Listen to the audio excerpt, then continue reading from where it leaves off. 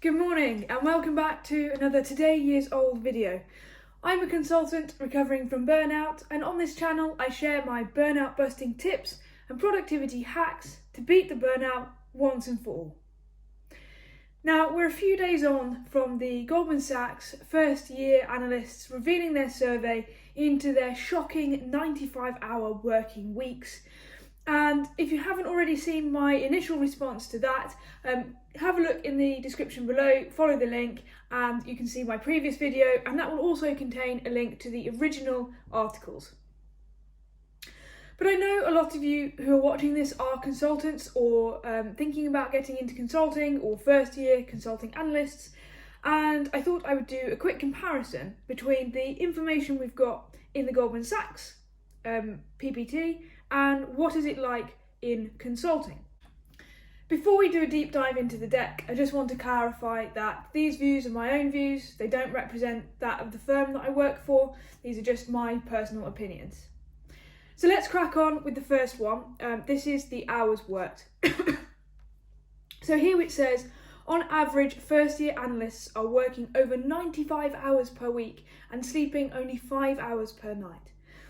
And on the first question it says that the mean number of hours across 13 respondents that they've worked in that week was 105 hours. Wow, I've never seen that in consulting at, frankly, any level. There are obviously going to be times when it's busy, but I've never seen anyone work more than 100 hours, and that's certainly not consistent.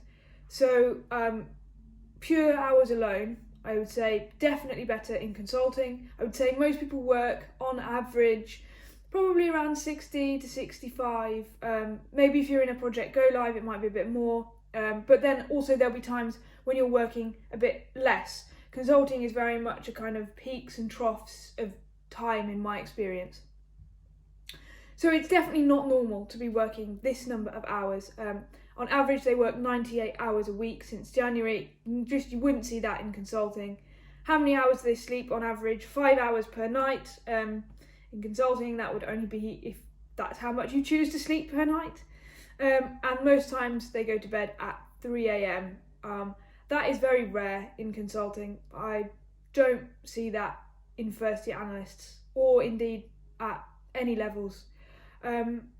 Very unusual. So if you're interested in pure working hours alone, consulting is definitely better. The next one is near-term retention. So if working conditions do not change in the next 6 months, most first-year analysts say they are unlikely to stay at Goldman Sachs. Well, I hope that would be the conclusion, to be honest, because if you're leaking something that says it's so bad for your health and it's impacting you so much, but then you say you are likely to stay, I'm not sure what point you'd be trying to make. So, makes sense. Now, when we do a breakdown, these numbers are quite interesting. If working conditions stay the same, what is the likelihood you'll be working at Goldman Sachs in 1 month?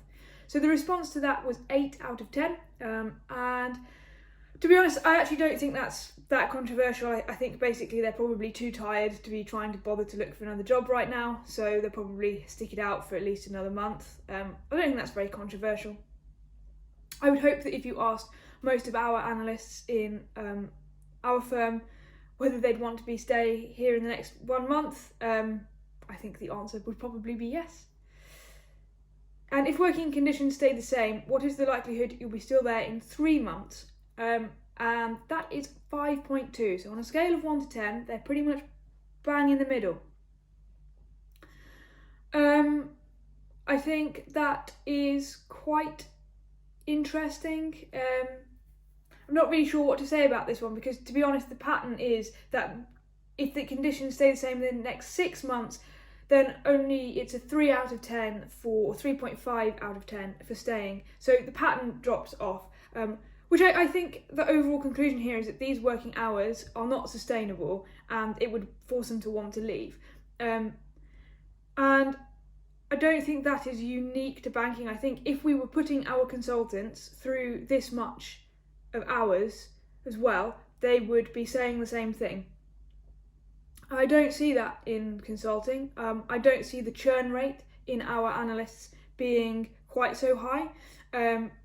We have a 2-year graduate programme, and to be honest, a fair number stay on. Yes, a few will drop out for various reasons at points in the programme. To be honest, it's often, in my experience, and I say it's personal experience, it's often not to do with hours being the reason that they quit. So I just don't think that this would be something you would see if you were to ask consulting analysts the same questions. I think you'd get much higher responses. And here is the slide that's most relevant to this channel. This is the effects on physical and mental health. Now, you'll be unsurprised to learn that the analysts report a significant detriment to their physical and mental health as a result of this job. So they reported an 8.8 score of their mental health before starting this job, and now it's only 2.8. And their physical health was a 9, but is now a 2.3. So it's around a 6-point decrease before and after for both a physical and mental health. Honestly, we don't work these hours in consulting. Even if you tried, I think you would struggle to fill 95 hours a week. And I'm actually making a video at the moment where I'm working 95 hours to see what it's like. So tune into that one to see. But to be honest, that is so not normal for consulting. And because of that, I don't think you'll see these mental and physical health scores. And to be honest, one thing I find consulting firms to be progressive about is mental and physical health, because our asset is our people. We are only as good as the people on our projects. Now, if we staff people onto our projects who are not in a good mental and physical place, and we don't put the right support into them, we can't deliver the right quality of work that enables us to sell more work so that we can actually have a firm at all. And so I think, particularly, I've used some of the services, and Accenture is very progressive in terms of the support that's available for both physical and mental health. And whilst I think Accenture is great, I don't actually think it's that unique in terms of understanding that if you put your people first, you end up with a better overall product. And now we move on to Analyst Treatment Part 1. So here it says, all respondents feel as though work hours have negatively impacted their relationships with friends or family. It kind of goes without saying, right? If you're working 100 hours a week, then that's not really leaving much time to do anything else. So how can you have relationships with people you don't see? Majority of first-year analysts feel they have been the victim of workplace abuse and have considered seeking help due to deteriorating mental health. So the first one, victim of workplace abuse, the majority of analysts, that is worrying, to be honest. And that is not something I see in consulting. It goes back to the point that a consultancy firm, its product is its people. So if we don't treat our people right, then we don't have the right people for our projects. And if we don't have the right people for our projects, we don't have any company. Most people, of course there's always going to be outliers, but most people understand this and behave accordingly. So I have very rarely seen any, almost never seen any workplace abuse of not just an analyst, but any consultant or any level in at least the consulting firm I work for. They've considered seeking help due to deteriorating mental health. I think, so the pandemic came, everyone worked from home and everyone worked more hours. And setting aside the fact that these hours are very, very extreme, I do think that a number of people across a number of industries, definitely consulting, did have some deteriorating mental health as a result of that. And I wouldn't say that seeking help because of that is a bad thing. In fact, if anything, I would say it's encouraged. I would always encourage any analyst on my project or in any of my teams to seek help if they are experiencing some deteriorating mental health as a result of their project. It does happen. I think the more interesting question would have been, for those that sought help, was that help there? Okay, so the next one says all respondents have experienced unrealistic deadlines and the large majority have been ignored in meetings that they worked hard to prepare for. So we'll take this in two parts. First, unrealistic deadlines. Consulting, like IBD, is a client-facing role. So you are to some extent dictated by the deadlines that the client puts in place. And yes, sometimes they're going to be unrealistic. In fact, frequently they are unrealistic. I think we use the word ambitious. So yes, I think you would find that, I don't think it'd be 100% of consultants would say that, but I think the number would still be pretty high, to be honest. You have to remember, as an analyst, and we've all been there, you are at the bottom of the pile, okay? That is not because I believe in excessive hierarchy. I don't. In fact, in Accenture, I am impressed by how flat our structure is. But you also have to remember that it is not possible to go in to every client meeting and be visible and be having a speaking role. Absolutely, you are going to have to contribute to the deck. You'll be doing formatting. You'll be moving boxes around the night before, maybe into the early morning. Then you get in there and you don't say a word. That's quite normal, to be honest. And there's an inverse relationship between the more important the deck and the more senior the meeting, the less likely you are to have a speaking role in it. But you underestimate how much you learn by just being in that meeting itself, by just absorbing everything you see around you, not just the content, but also the style, how people are speaking to each other, how you interact at those levels. Given that you're an analyst, it would be bonkers to put you in to have a real, majority role in a pitch when you're so inexperienced. So, yeah, I don't think the answer in consulting would be that 92% of people would say the same thing. But yes, I think the number of analysts that work on a deck but then don't get a speaking part in a client meeting is going to be pretty high. And you know what? That's expected. You have to learn. But the next one, have you frequently experienced unwarranted, invalid or public criticism? This one is bang on 50-50. So my view is, as an analyst, you probably won't get a speaking role in a major meeting. If you do, you're very good. But there is never any excuse for invalid or public criticism. I am not an advocate of beating people for the sake of beating people, and I certainly wouldn't do it in public. And again, I think this comes back to consulting. We're a product of our people. We understand that.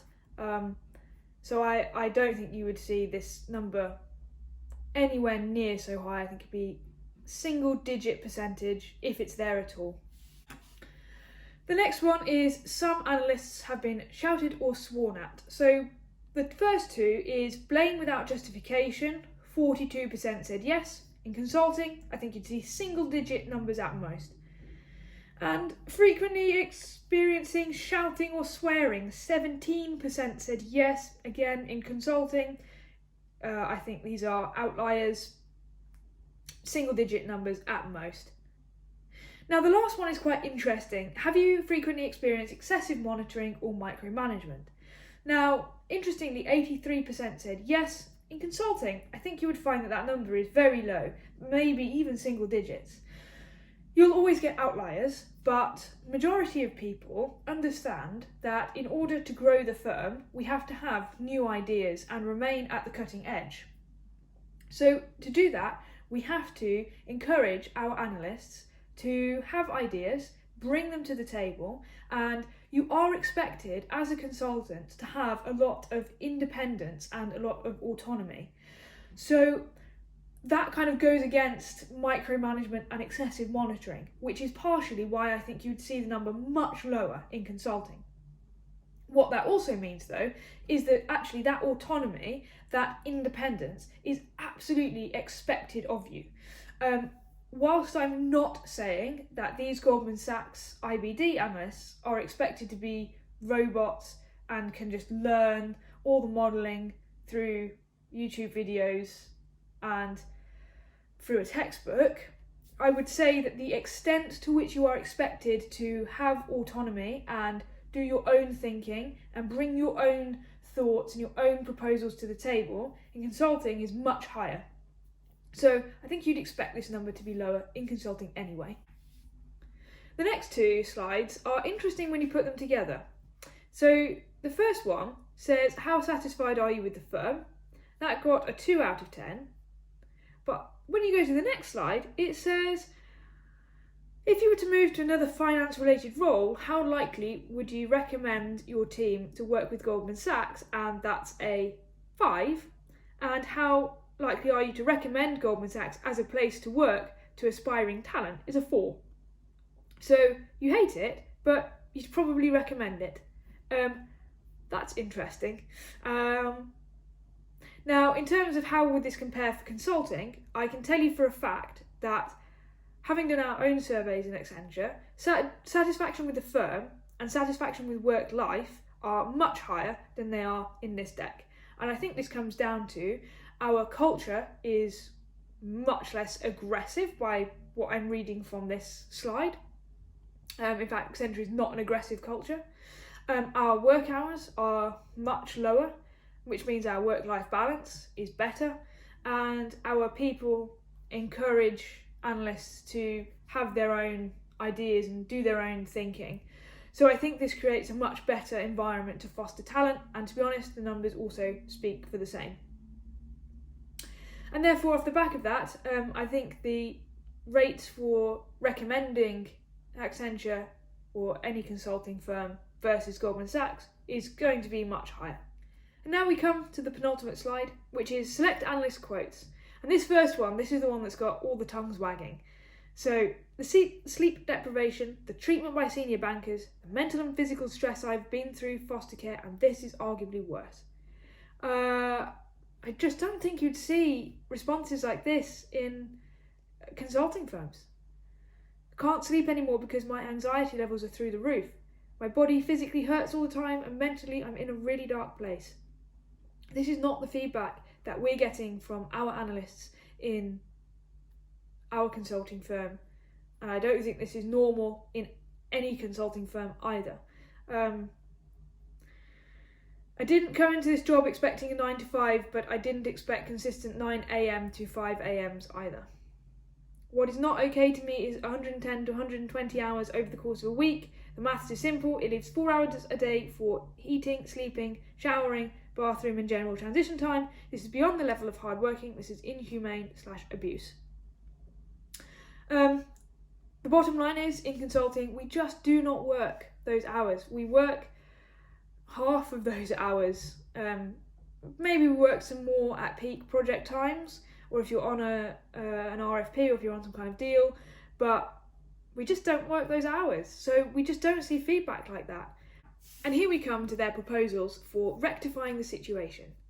So the first one is that 80 hours a week should be max capacity. Like I say, in consulting, we don't really work that many hours. Maybe at peak times you might tap out at around 80, but that's very rare. It's certainly not consistent. Even at 80 hours, I would really challenge how productive is all of that time. Whilst the work that we do in consulting versus IBD is different work, I also think that the relative quality of the work that we deliver is not less than that in an IBD.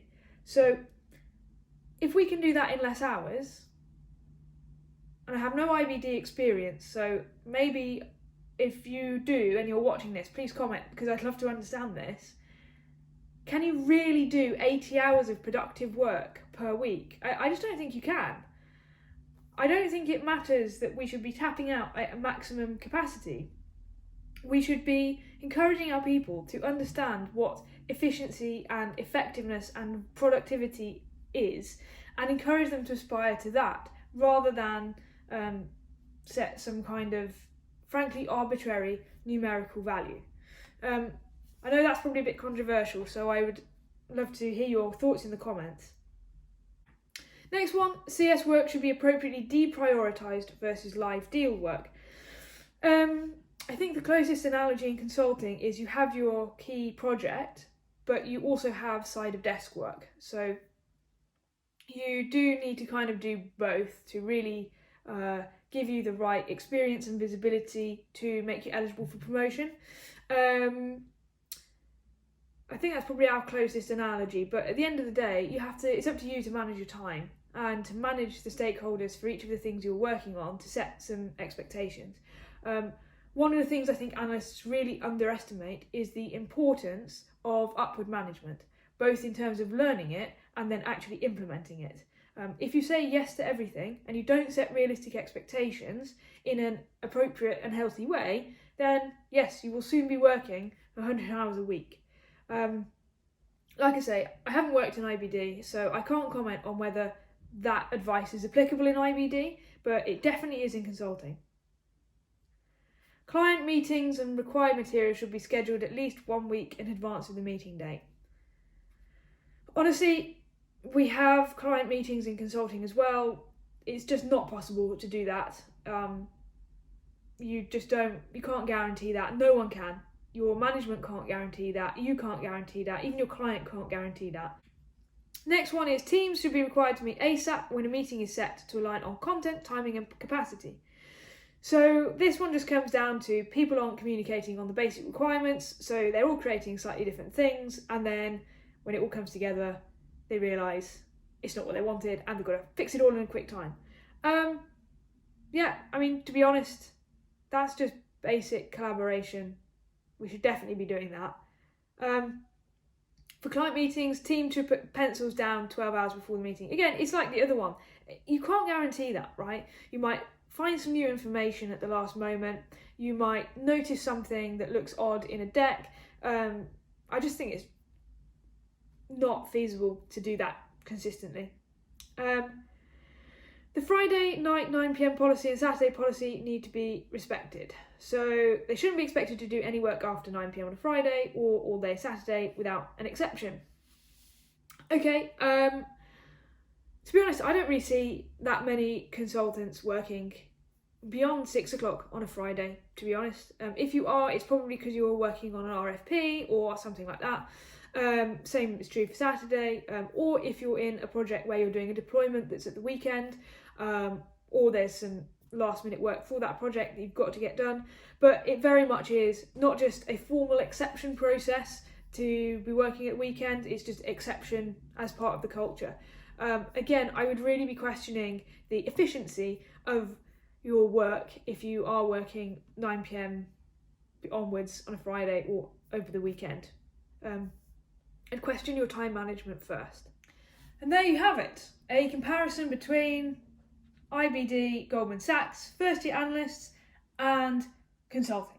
For me, it boils down to this. In consulting, we don't work the hours that they're reporting they do in this deck. That said, consulting and IBD are both high stress, high pressure environments, and the type of person who is attracted to this type of firm in the first place is probably someone who wants to work long hours to get ahead, get promoted quickly, and they're probably quite a motivated, ambitious person. But for me, it boils down to the fact that in consulting, our only product is our people. We are only as good as our people. And therefore, consulting is more progressive than certainly what has been presented in this deck around physical and mental health and the support and prioritisation that we put on those. So you don't see the same aggressive culture and therefore the same long hours that come out of that. So I think if you are looking for a healthier work-life balance and a healthier overall working culture, frankly, I'd pick consulting over IBD any day. Thank you very much for watching. I hope you enjoyed this video. If you did, please like, comment and subscribe. I am making a video this week around what it's actually like to work 95 hours. So stay tuned for that one.